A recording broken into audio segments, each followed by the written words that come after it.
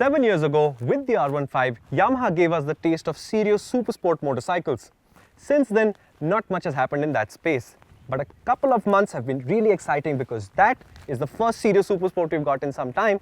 But today, the Pulsar joins the fray, and it's a very different take on the super sport because it's not as committed as either of these two. How does that change the equation? We'll find out.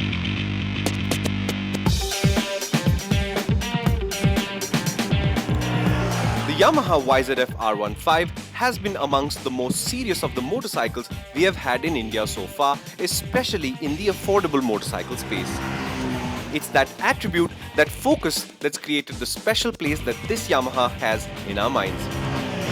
It's why Yamaha's 150, which is a lot more expensive than all the other 150s, remains relevant and something that we can happily, confidently recommend as a good buy. Among the R15's special talents is its untiring, unflappable engine. So the R15 has the smallest engine we have on test here. But this is also the oldest engine. Because it's the oldest, we know what it stands for. This is an utterly reliable, bulletproof engine. Nothing really happens to them. And if you want to break an R15 engine, you literally have to go after it hammer and tongs and try and break it. So to me, it's not the most powerful engine on test and not going to be. If we had dynamometers in India where we could study the power drop-off as a bike gets older, this is probably the engine that will show the least drop-off. But the point is, not the most powerful, but this is where it's at. This is the most reliable engine you can get. Of the three.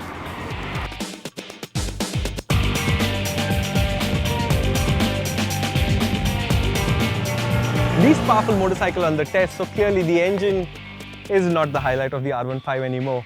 But what we love about it, why this is such a spectacularly special bike, why it gives you a warm feeling inside when you see one, is that it's such a happy, cheerful, friendly thing. And you can really lean on that frame and push it really hard into corners, make mistakes, recover. And it's still got more to give you between these MRF tires, the frame. This is such a spectacular motorcycle to ride. It's just that you feel sad that Yamaha didn't update this motorcycle more, because now there are motorcycles that do exactly that better than this thing. Where the Yamaha is weakest then is how it looks. When the version 2 came out, it looked fresh and even more focused than its previous version. But time has a way of making the fresh look familiar, and then the familiar starts to look unspecial. So the Yamaha might still boast outstanding build quality and finish levels, but a slew of stickering changes do not change the fact that the little Yamaha looks the oldest here. It might appear at this point that the weakest link in the R15 equation is really its age, but you'd only be partially correct. With the RC range, KTM becomes the second brand in India to boast of serious super sport motorcycles with small engines and realistic price tags. The RC200's bigger cousin, the RC390, is obviously the king of this hill, but as we've noted in all our rides and tests, the RC200 is not only a distinctly different flavor, it has a certain sweetness to it that makes it a completely valid buying proposition on its own. And at a racetrack, the RC200 also happens to be extremely effective. Part of the reason for this is the specification it comes with. The Indian KTMs tend to have higher price tags, but with that comes a raft of cutting-edge features and equipment. The RC200's engine is the only 4-valve DOHC engine we have on the test. It is the most expensive engine here. It's also the engine that is the most powerful, although by a very small margin from the Pulsar 200. What we know about it, loves its revs, wants to sit at the red line all day if you wanted to. That's how it delivers power. And in that sense, it almost feels like it steals that from the R15, because that's what the R15 was known for. Sitting at the red line all day, no stress. This thing does it as well, with a little bit more power on tap.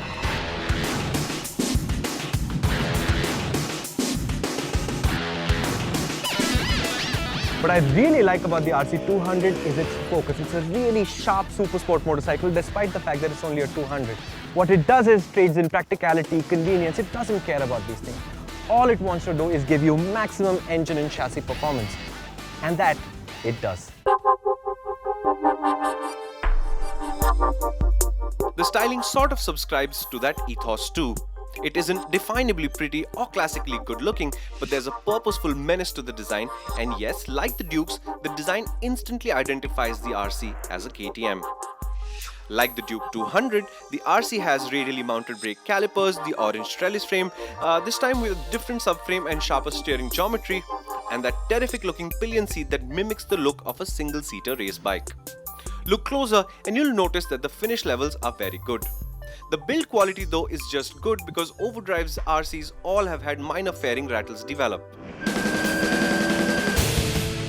Like the 200 Duke and the Pulsar 200 NS grew up together, so did the RC200 and the RS200. As a result, the RS has the same pressed steel frame as the NS, but it gets sharper steering and a marginally shorter wheelbase, just like the RC200. The styling is completely new, of course, as is the new ergonomics package.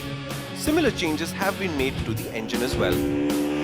So you might imagine that the RS200 engine and the RC200 engine are very similar, but you'd actually be more accurate if you thought of this as an evolution of the NS's engine. From the NS to this, it's got fuel injection. The throttle bodies are 4 mm larger in dimension than the carburetors on the NS. To accommodate the fuel injection, the head is different, and in the process, you get a much more refined engine. It sounds substantially different from every Pulsar before. It sounds a lot more calm, a lot more refined, not as metallic as usual. And as usual, the pass spread is very flat, very linear, so you don't actually realize how fast you're going. But if you really want to get a move on, 6000 RPM, you have to get past that. After that, it's a pretty nice engine.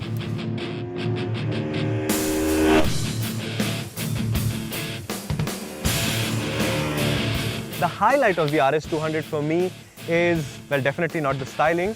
The engine is nice, but what is really impressive is the handling of the motorcycle. Bajaj has not done much to the frame if you think about it. They've tucked in the steering 1 degree, it's a slightly shorter wheelbase, a 10-10 change in trail maybe. But the result is phenomenal because when you take this thing around the corners, it is so stable, so confident that you just want to keep pushing it more and more and more. In fact, I have to give extra credit to the MRF tires. They were specifically developed for this bike and they work really well with the chassis. So to me, the highlight why you should be buying the RS200 is to corner it. It's really, really good.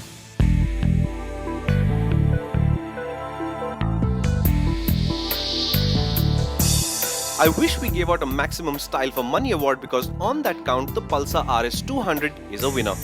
I've never encountered this much design in one motorcycle. The scoops, strakes, textures, lines, stickers, wow, it's a lot to take in.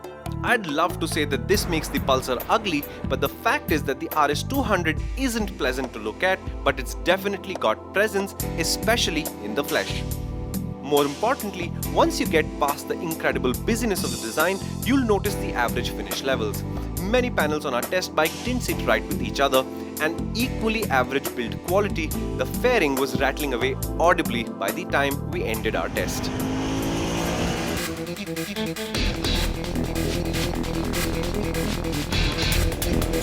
When you put the three together and ride them back to back, you quickly realize that the R15 and the RC200 are similar to each other in nature and role. But the Pulsar RS200 is distinctly more laid back in this particular aspect. On the other hand, the RC looks the best to my eyes here, while the Yamaha shows how build and finish should be done. But who wins overall? The third bike on this test is the R15, and I'm really sad for it because it's such a special motorcycle, but it's no longer special enough because that Pulsar is just a little bit more expensive, but is more powerful and it's a vastly better deal. But in terms of role focus, the R15 is a serious supersport. Unfortunately, that mantle has also been taken because this is a lot more serious than the R15, lot more performance, and it is serious. It's not as comfortable as the Pulsar. It'll make your wrists ache after a little bit, but go into a corner, there's nothing purer than that in this segment. And that's what makes the Pulsar so special because it's not the most focused motorcycle here, but that frame has that nature of the supersport. It's a very sharp, accurate frame, but it's not that uncomfortable. The bars are still high up. You can ride it out on the street and you will not be uncomfortable. And it's got the price which is closer to the R15 than the RC200. So overall, not the purest motorcycle here, but clearly that's the best deal.